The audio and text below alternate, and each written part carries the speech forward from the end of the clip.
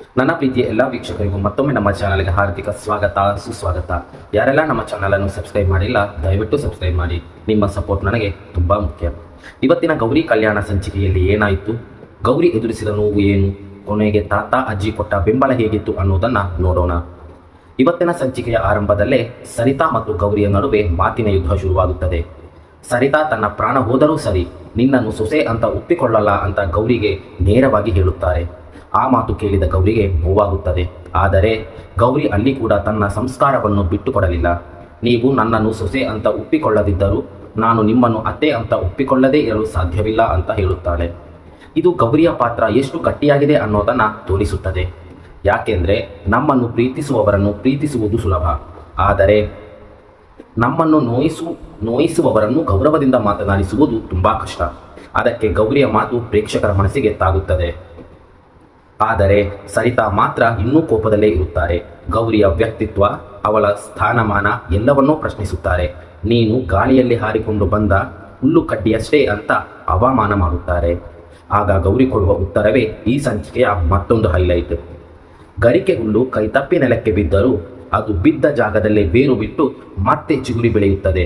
ಹಾಗೆಯೇ ನಾನು ಕೂಡ ಈ ಮನೆಯಲ್ಲೇ ಸ್ಥಿರವಾಗಿ ಇರುತ್ತೇನೆ ಅಂತ ಗೌರಿ ಹೇಳುತ್ತಾಳೆ. ಸ್ನೇಹಿತರೆ, ಇದೊಂದು ಸಣ್ಣ ಮಾತಿನಂತೆ ಕಂಡರೂ ಅದರ ಅರ್ಥ ತುಂಬ ದೊಡ್ಡದು. ಬಿರುಗಾಳಿ ಬಂದಾಗ ದೊಡ್ಡ ದೊಡ್ಡ ಮರಗಳೇ ಬೀಳಬಹುದು, ಆದರೆ ನೆಲಕ್ಕೆ ಹತ್ತಿರವಾಗಿ ಬೆಳೆದಿರುವ ಸಣ್ಣ ಗರಿಕೆ ಹುಲ್ಲು ಮಾತ್ರ ಬಾಗುತ್ತದೆ, ಮತ್ತೆ ಎದ್ದು ನಿಲ್ಲುತ್ತದೆ. ಗೌರಿಯೂ ಹಾಗೆಯೇ. ಎಷ್ಟು ಕಷ್ಟ ಬಂದರೂ ಅವಳು ಮುರಿದು ಹೋಗಲು ಸಿದ್ಧಲಿಲ್ಲ. ಅಲ್ಲಿಂದ ಗೌರಿ ಶಿವನ ಮುಂದೆ ಬಂದು ತನ್ನ ನೋವನ್ನು ಹೇಳಿಕೊಳ್ಳುತ್ತಾಳೆ. ನನ್ನ ಜೀವನದಲ್ಲಿ ಪ್ರತಿಯೊಂದು ಹೆಜ್ಜೆಯೂ ಕಲ್ಲು ಮುಳ್ಳಿನ ದಾರಿಯಾಗಿ ಬಿಟ್ಟಿದೆ. ಶತ್ರುಗಳ ಜೊತೆ ಯುದ್ಧ ಮಾಡಬಹುದು, ಆದರೆ ಸಂಬಂಧಗಳ ನಡುವೆ ಯುದ್ಧ ಮಾಡುವುದು ಹೇಗೆ ಅಂತ ಕೇಳುತ್ತಾಳೆ. ಇದು ನಿಜಕ್ಕೂ ಮನಸ್ಸಿಗೆ ತಾಗುವ ಕ್ಷಣ. ಯಾಕೆಂದರೆ ಹೊರಗಿನವರಿಗಿಂತ ಬರುವ ನೋವಿಗಿಂತ ನಮ್ಮವರಿಂದ ಬರುವ ನೋವೇ ಹೆಚ್ಚು ಕಾಡುತ್ತದೆ.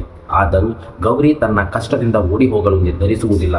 ತಾನು ಎಲ್ಲಿಗೂ ಹೋಗಲ್ಲ, ಈ ಮನೆಯಲ್ಲೇ ಇದ್ದು ನನ್ನ ಸ್ವಾಭಿಮಾನದಿಂದ ನನ್ನ ಜೀವನವನ್ನು ಕಟ್ಟಿಕೊಳ್ಳುತ್ತೇನೆ ಅಂತ ಶಿವನ ಮುಂದೆ ಪ್ರಾರ್ಥನೆ ಮಾಡುತ್ತಾಳೆ.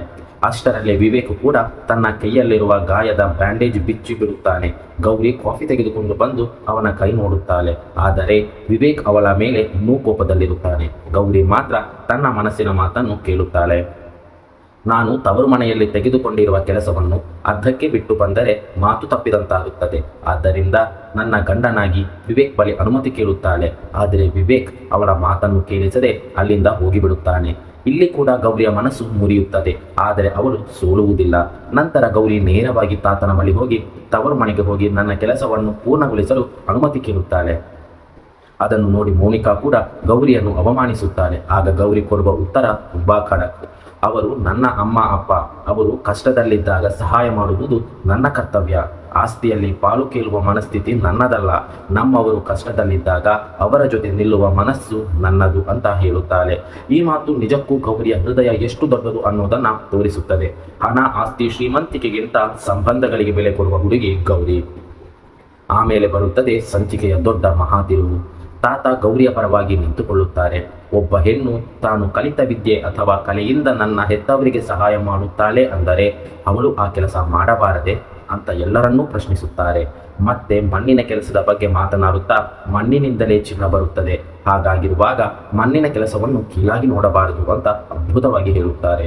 ಕೊನೆಗೆ ತಾತ ಗೌರಿಗೆ ಧೈರ್ಯ ಕೊಡುತ್ತಾರೆ. ನಿನ್ನ ಸ್ವಾಭಿಮಾನಕ್ಕೆ, ನಿನ್ನ ವ್ಯಕ್ತಿತ್ವಕ್ಕೆ ನಾವು ಅಡ್ಡಿಯಾಗುವುದಿಲ್ಲ. ಧೈರ್ಯವಾಗಿ ತವರು ಮನೆಗೆ ಹೋಗಿ ನಿನ್ನ ಕೆಲಸ ಮುಗಿಸಿ ಬಾ ಅಂತ ಹೇಳುತ್ತಾರೆ.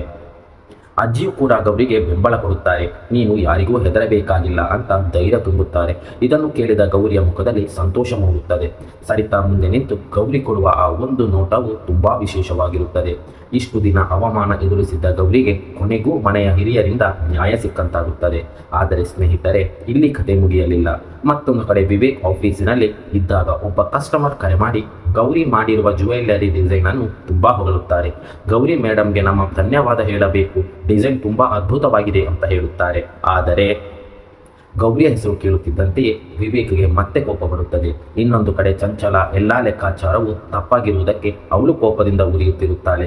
ಗೌರಿಯನ್ನು ತನ್ನ ಕೈಯಲ್ಲಿರುವ ಗೊಂಬೆಯಂತೆ ನಿಯಂತ್ರಿಸಬೇಕು ಅಂತ ಅಂದುಕೊಂಡಿದ್ದ ಚಂಚಲಾಳಿಗೆ ಗೌರಿಯ ಒಂದೊಂದು ಹೆಜ್ಜೆಯಲ್ಲಿ ಅವಳ ಆಟವನ್ನೇ ತಿರುಗಿಸಿ ಹಾಕಿದ್ದಾಳೆ.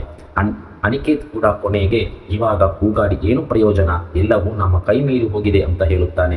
ಆದರೆ ಸ್ನೇಹಿತರೆ, ಇವತ್ತಿನ ಸಂಚಿಕೆಯಲ್ಲಿ ಗೌರಿ ಮತ್ತೆ ಒಂದು ಬಾರಿ ಸಾಬೀತುಪಡಿಸಿದ್ದಾಳೆ. ಅವಳಷ್ಟು ಎಷ್ಟು ಒತ್ತಡಕ್ಕೂ ಒಳಪಡಿಸಿದರೂ ಅವಳು ಮುರಿದು ಬೀಳುವ ಹುಡುಗಿಯಲ್ಲ. ಅವಳು ಬಾಗಬಹುದು, ಕಣ್ಣೀರು ಹಾಕಬಹುದು, ನೋವು ಅನುಭವಿಸಬಹುದು, ಆದರೆ ಮತ್ತೆ ಎದ್ದು ನಿಲ್ಲುತ್ತಾಳೆ. ಹಾಗಾದರೆ ಮುಂದೆ ಗೌರಿ ತವರು ಮನೆಗೆ ಹೋಗಿ ತನ್ನ ಕೆಲಸವನ್ನು ಪೂರ್ಣಗೊಳಿಸುತ್ತಾಳ?